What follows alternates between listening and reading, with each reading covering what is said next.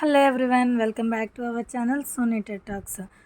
మనకు తెలుగు గ్రామర్ మొత్తం కంప్లీట్ అయిపోయిందండి. ఇప్పుడు ఇంగ్లీష్ గ్రామరు నేర్చుకుందాం. ఈ గ్రామర్ నేను చెప్పబోయే గ్రామర్ ఇప్పుడు 3 to 10 క్లాసెస్ వరకు ఫుల్ గ్రామర్ చెప్తాను. ఇది స్కూల్ పిల్లలకే కాకుండా టెట్, డిఎస్సి, అలాగే groups like constable, SI groups రాస్తారు కదా, రైల్వే, ఆ గ్రూప్స్ రాసే వాళ్ళందరికీ కూడా చాలా యూజ్ అవుతుంది. వీడియో తప్పనిసరిగా చూసిన ప్రతి ఒక్కరు లైక్ చేయండి, షేర్ చేయండి. ఏమన్నా డౌట్స్ ఉంటే కామెంట్ చేయండి. టెన్సెస్ ఈజీగా ఎలా గుర్తుపెట్టుకోవాలి, ఏ విధంగా ఐడెంటిఫై చేయాలి, ఎలా చదివితే గుర్తుంటుంది, అసలు చాలా సింపుల్ టాపిక్ అండి టెన్సెస్. నేను చెప్తాను, మీరు నేర్చుకోండి, ఈజీగా అర్థమవుతుంది. సరే, ఇంకా లేట్ చేయకుండా టాపిక్లోకి అయితే వెళ్ళిపోదాం. ఈరోజు టాపిక్ టెన్సెస్. టెన్స్ అంటే ఏంది? కాలం. ఈ టెన్సెస్ మనకు 3 types: present tense, past tense, future tense. Each tense has 4 sub tenses. ఈ ఒక్కొక్క టెన్సెస్కి మళ్ళీ 4 సబ్ టెన్సెస్ ఉంటాయి. అవేంటో నేను పోను క్లాస్లో చెప్తాను. ఇప్పుడైతే రెఫర్గా ఊరికే చెప్తాను చూడండి.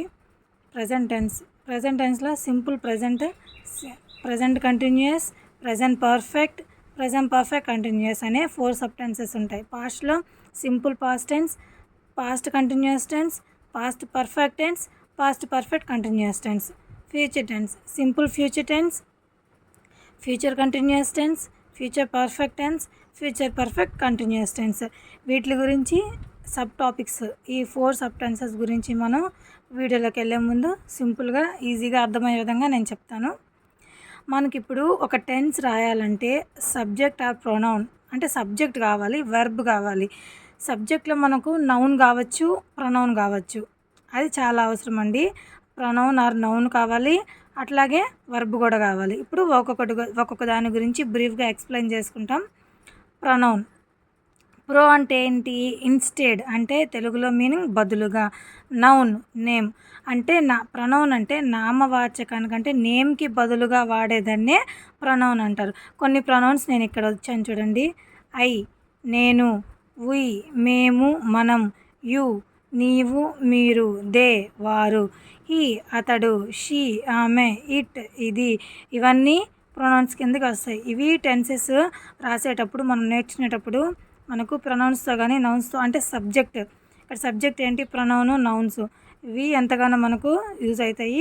వీటిని మనం ఈజీగా గుర్తుపెట్టుకోవచ్చు. నెక్స్ట్ మనకి ఏం యూజ్ అవుతాయి?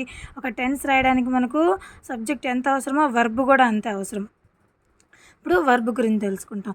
వర్బ్ అంటే ఏంది? Verb is an action verb. Verb వర్క్ని తెలియజేస్తుంది. అంటే మనం తెలుగు గ్రామర్లో చెప్పుకున్నాం కదండి, క్రియ. వర్బ్ అంటే క్రియ, చేసే పనిని తెలిపేదాన్ని వర్బ్ అని అంటారు. ఈ verb 2 types: main verb, helping verb. ఇప్పుడు మెయిన్ వర్బ్ అంటే ఏంది, హెల్పింగ్ వర్బ్స్ ఏంటో మనం తెలుసుకుందాం. హెల్పింగ్ వర్బ్ని ఆక్సిలరీ వర్బ్ అని కూడా అంటారు. నేను ఒక ఎగ్జాంపుల్ ఇచ్చాను చూడండి. He is playing chess. ఇక్కడ హీ అనేది ప్రొనౌన్, ఈజ్ అనేది హెల్పింగ్ వర్బ్, ప్లేయింగ్ అనేది మెయిన్ వర్బ్. ఒక సెంటెన్స్లో దీన్ని ప్లేయింగ్ అనేదాన్ని మెయిన్ వర్బ్ అంటారు. ఆ సెంటెన్స్ మనకు మీనింగ్ఫుల్ అవ్వడానికి యూజ్ చేసే వర్బ్ని హెల్పింగ్ వర్బ్ అంటారు. అర్థమైంది కదండి. హీ అనేది ప్రొనౌన్, ఇది సబ్జెక్ట్ అనమాట. హీ అనేది pronoun, is helping verb, playing main verb. ఇప్పుడు అర్థమైంది కదండి మీకు వర్బ్లో 2 types: main verb, helping verb. ఎలా వేటిని మనం చెప్పుకోవచ్చు అని. సరే, main verb tells what the subject is doing. Main verb ఏం చెప్తుంది? సబ్జెక్ట్ ఏం చేస్తున్నాడు అనే దాని గురించి చెప్తుంది మెయిన్ వర్బ్. హెల్పింగ్ వర్బ్ ఏం చేస్తుంది? Helping verb helps to form a tense. ఒక టెన్స్ ఫామ్ అవడానికి హెల్పింగ్ వర్బ్ యూజ్ అవుతుంది. మెయిన్ వర్బ్ వచ్చి సబ్జెక్ట్ ఏం చేస్తున్నాడు అనే దాని గురించి చెప్తే, హెల్పింగ్ వర్బ్ వచ్చి ఒక సెంటెన్స్ ఫామ్ అవడానికి యూజ్ అవుతుంది. ఇక్కడ నేను కొన్ని హెల్పింగ్ వర్బ్స్ ఇచ్చాను, కొన్ని లిస్ట్ ఆఫ్ హెల్పింగ్ వర్బ్స్ ఇచ్చాను. అవైతే మీరు నేర్చుకోవాలి ఖచ్చితంగా. చూడండి. Am, is, are, was, were, have, has, had, have been, has been, had been, will, shall, would, should, can, could, may, might, must, ought to, do, does, did. We list of helping verbs. ఈ helping verbs మనకు tenses నేర్చుకోవడంలో చాలా ఉపయోగపడుతుంది. ఇవి లేనిదే tenses ఉండవండి. మనం daily use చేసే అంటే మన రెగ్యులర్ వాడుక భాషలో ఈ హెల్పింగ్ వర్బ్స్ అనేవి ఖచ్చితంగా ఉంటాయి. అవి ఎట్లా యూస్ చేయాలి, ఎలా యూస్ చేస్తే మనకి ఈజీగా అర్థమవుతుంది అనేది మనం ఈ టాపిక్లో మనం తెలుసుకుందాం. టెన్సెస్ 4 ఫార్మ్స్ ఆఫ్ వర్బ్ ఉంటాయి అన్నమాట. టెన్సెస్లో 4 ఫార్మ్స్ ఆఫ్ వర్బ్ ఉంటాయి. ప్రజెంట్ టెన్స్ని V1, పాస్ట్ టెన్స్ ఫామ్ని V2, పాస్ట్ పార్టిసిపుల్ ఫామ్ని V3, ప్రజెంట్ పార్టిసిపుల్ ఫామ్ని V4 అని చెప్పచ్చు. లేకపోతే ఇంగ్ ఫామ్ అంటే ING ఫామ్ అని కూడా చెప్పచ్చు. నేను ఒక అంటే పక్కన ఒక వర్డ్ ఇచ్చాను. అది V1లో ఎలా ఉంటుంది, V2లో ఎలా ఉంటుంది, V3లో ఎలా ఉంటుంది, V4లో ఎలా ఉంటుందో మనం చూద్దాం. ప్లే అనేది V1, ప్లేయిడ్ V2, V3లో ప్లేయిడ్, V4లో ప్లే అనే వస్తుంది. మళ్ళీ ఇంగ్ ఫామ్ కలిపితే ING ఫామ్ కలిపామంటే ప్లే ప్లస్ ING ప్లేయింగ్. నేను ఇక్కడ కొన్ని వర్బ్స్ ఇచ్చున్నాను. ఇక్కడ కొన్ని లిస్ట్ ఆఫ్ వర్బ్స్ ఇచ్చాను చూడండి. V1, V2, V3, V4 చెప్పాను కదండి. V1 అంటే present tense form, past tense form, past participle form, present participle form. ఇవి చూడండి ఒకసారి. Play, played, played, playing. Buy అనేది V1, bought V2, bought buying. Drink, drank, drunk, drinking. Cut అనే దానికి V2, cut, cut, cutting. Eat, ate, eaten, eating. Put, put, put, putting. Hit, hit, hit, hitting. Come, came, come, coming.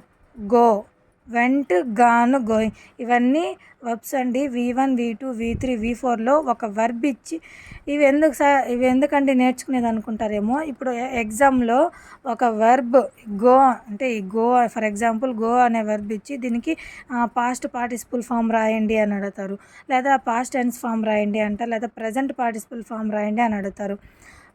ఇప్పుడు go ఇచ్చి past tense ఫామ్లో ఈ వర్బ్ని మార్చి రాయండి అని అడిగితే అప్పుడు గోకి V2 ఏంటి, పాస్ట్ టెన్స్ ఫామ్ ఏంటి, వెంట్. ఇలా అడుగుతారు బిట్స్. కాబట్టి ఖచ్చితంగా మనం ఇవి నేర్చుకోవాలి. చూడండి, నేను మీకు ఇక్కడ ఒక టేబుల్ లాగా ఇచ్చేసాను.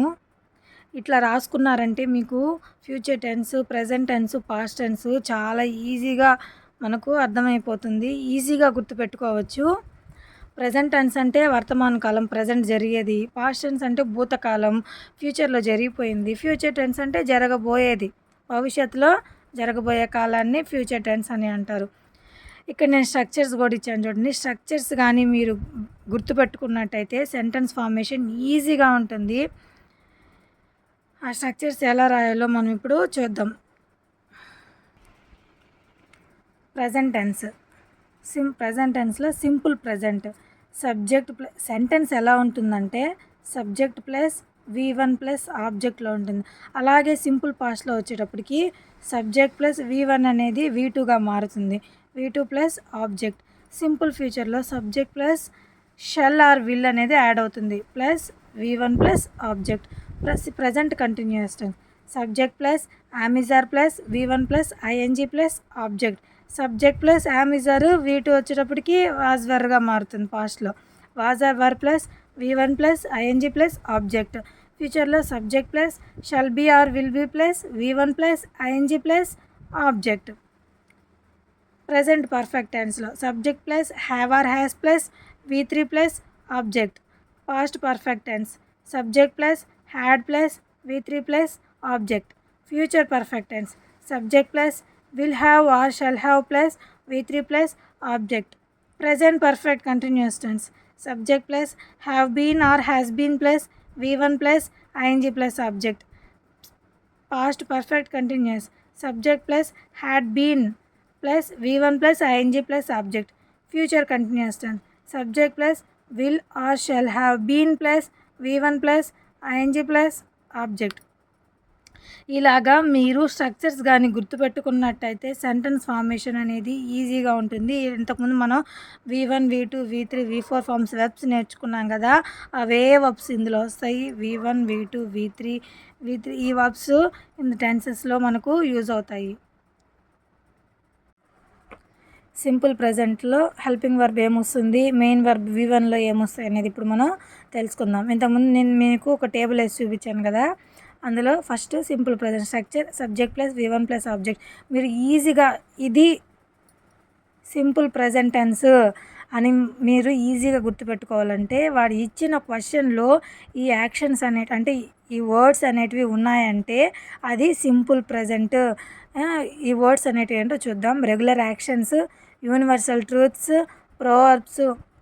ఈ రెగ్యులర్ యాక్షన్స్ గురించి యూనివర్సల్ ట్రూత్స్, ప్రోవర్బ్స్ అంటే రెగ్యులర్ యాక్షన్స్ అంటే డైలీ జరిగే పనులు, యూనివర్సల్ ట్రూత్స్ అంటే విశ్వ సత్యాలు, ప్రోవర్బ్స్ ఇవి కానీ మీకు ఇచ్చిన సెంటెన్స్లో ఉన్నట్టయితే అది కరెక్ట్. అసలు ఇచ్చినట్టయితే ఖచ్చితంగా ఇది మీరు సింపుల్ ప్రెజెంట్ అనేసి మీరు డ్యామ్ షూర్గా మనం ఇంకా ఏ ఏ ప్రాబ్లం లేకుండా ఈ స్ట్రక్చర్ పెట్టుకొని మనం ఆన్సర్ అయితే రాసేయచ్చు.